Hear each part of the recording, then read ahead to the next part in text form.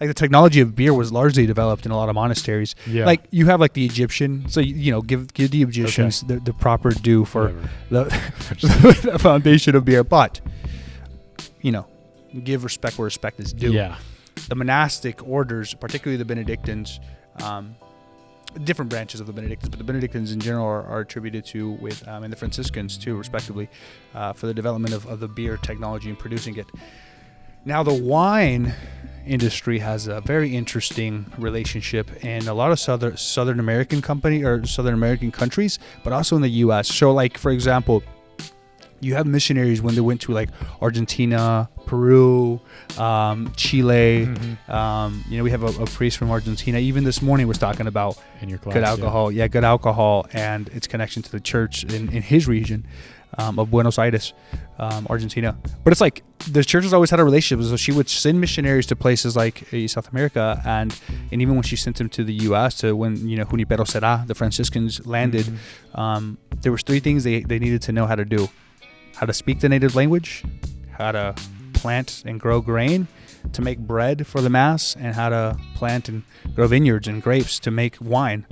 And so those are 3 essential roles that kind of played in the missionary work. That was interesting, as well as, obviously bringing the gospel to the people, but like through these modes they needed to have those. Yeah, exactly, to consecrate the mass.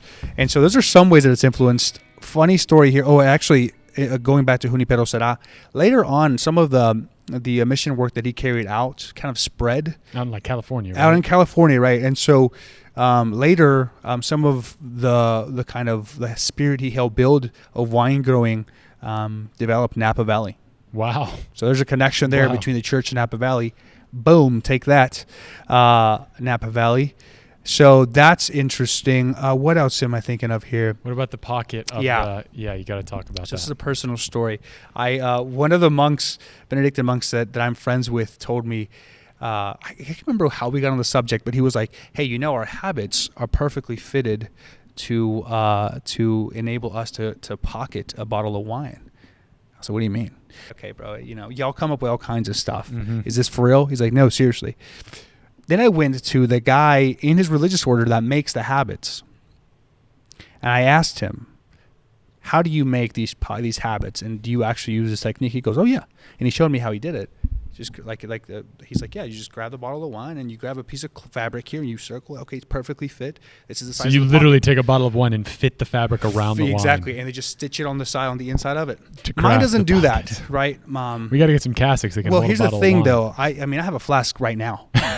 Just kidding.